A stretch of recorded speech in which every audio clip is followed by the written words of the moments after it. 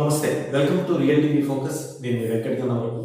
ప్రస్తుతానికి దేశంలో జరుగుతున్న రాజకీయ పరిణామాలను ఒకసారి అబ్జర్వ్ చేస్తే ఒకదానికి లింకు ఉందా అనే కోణంలో రాజకీయ విశ్లేషకులు అయితే చర్చ జరుగుతున్న పరిస్థితి ఏంటి అంటే, మొన్న జరిగిన కాంగ్రెస్ పార్టీ ఉద్యమం జంతర్ మంతర్ నుంచి పార్లమెంట్ వరకు కాదు పార్లమెంటుతో పాటు దేశంలోని అనేక రాష్ట్రాలకు పాకింది. ఒక రోజుల్లో దేశం యావత్తు బంద్ ఇస్తే ప్రతి రాష్ట్రంలో కూడా సగం నీటి, తెలంగాణ కావచ్చు, ఆంధ్రప్రదేశ్ కావచ్చు, అన్ని రాష్ట్రాల్లో కూడా ఉంది.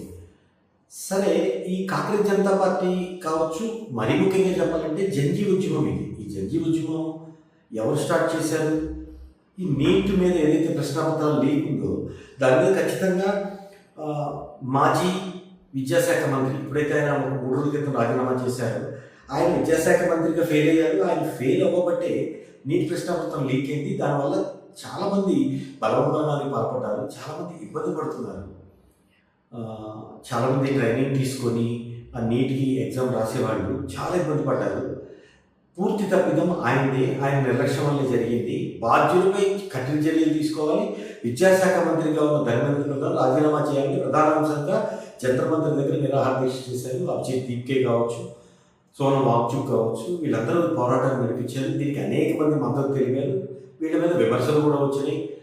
పంజాబ్ వ్యతిరేక ఏర్పాటువాద శక్తులు కావచ్చు, అదేవిధంగా పాక్కు సంబంధించి పాక్ ఉగ్రవాదిత ప్రేరేపిత వాళ్ళు దీంట్లో ఉన్నారు బ్యాక్గ్రౌండ్లో అని చాలా విమర్శలు వచ్చినాయి. కానీ వాటన్నింటినీ తోసిరాజని ప్రధానమంత్రి నరేంద్ర మోడీ దాదాపు 12 సంవత్సరాలు 2014లో ఆయన ప్రధానమంత్రిగా ఫస్ట్ టర్మ్ వచ్చినప్పుడు అప్పటి నుంచి మొదటిసారి ప్రమాణ స్వీకారం చేసి నుంచి ఇప్పటి వరకు మనం చూసుకుంటే రైతుల ఉద్యమం కావచ్చు, నోట్ల రద్దు అంశం కావచ్చు, జిఎస్టీ కావచ్చు, ఆర్టికల్ 19 కావచ్చు, కాశ్మీర్ విభజించడం కావచ్చు, యూటీ చేయడం కావచ్చు, ఈ 2 టెరిటరీ చేశారు కదా. ఆ తర్వాత తీసుకున్న ఏ అంశమైనా ఇప్పుడు లోక్సభలో, రాజ్యసభలో సీట్ల పెంపు కావచ్చు, ఏ అంశంలో కూడా ఒక్క అడుగు కూడా వెనక్కి తగ్గలేదు. కానీ ఇక్కడ మాత్రం ఖచ్చితంగా పరిస్థితిని బేరీజ్ వేసుకొని మోడీ, అమిత్ షా ద్వయం, వీళ్ళు తిరుగులేని సక్సెస్ ఫార్ములా వీళ్ళిద్దరు, మోడీ, అమిత్ షా. మనకి ఉత్తరప్రదేశ్ ఎన్నికల దగ్గర నుంచి మనం చూస్తూ ఉన్నాం. ఎక్కడ తగ్గాలో తెలుసు, ఎక్కడ నెగ్గాలో తెలుసు. అందుకని ఇక్కడ తగ్గారు నరేంద్ర మోడీ. తగ్గడానికి ఒక రీజన్ ఉంది అనే చెప్తాం. ఇంకో అంశం 2014 వరకు, 2004 నుంచి 14 వరకు యూపీఏ 2, కాంగ్రెస్ నేతృత్వంలోని యూపీఏ 2 పరిపాలించింది భారతదేశాన్ని. యూపీఏ 2లో అన్నా హజారే నేతృత్వంలో లోక్పాల్ బిల్లులో ప్రధానమంత్రిని కూడా చేర్చాలి, అసలు రైట్ టు ఇన్ఫర్మేషన్ యాక్ట్, దీని మీద ఇదంతా వాళ్ళు ఉద్యమం చేశారు. దాంతో పరోక్షంగా బీజేపీకి సంబంధం ఉందనే వాదనలు అప్పుడు, ఇప్పుడు, ఎప్పుడు వింటుంటేనే ఉంటాం.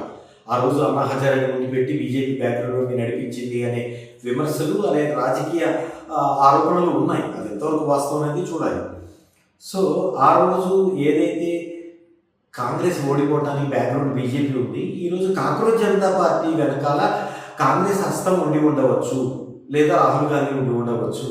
అదే రాహుల్ గాంధీ అంత రాజనీతితో, అంత చాణక్యతతో వ్యవహరిస్తాడా అంటే ఇప్పుడు ఎవరు అంత ఇదిగా, ఆయన చాలా నిరాడంబరంగా పదవి నాకు కావాలనే ముఖ్యంగా ఏమి ఆయన అడుగులు ఉండవు. కానీ ఇప్పుడు బీజేపీని గద్దె తెచ్చడానికి కాంగ్రెస్ పార్టీ బ్యాక్గ్రౌండ్ నుండి నడిపిస్తోంది అనేది.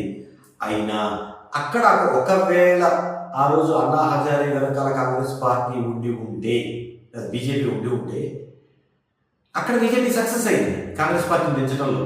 ఆ రోజు అన్నా హజారే ఉద్యమం కావచ్చు, నిర్భయ కేసు కావచ్చు, 2G స్పెక్ట్రమ్ స్కామ్ కావచ్చు, బొగ్గుగనుల కుంభకోణం కావచ్చు, ఇవన్నీ కర్నూలు చావుకి సమరక్ష కారణాలలాగా ఆ రోజు వచ్చాయి.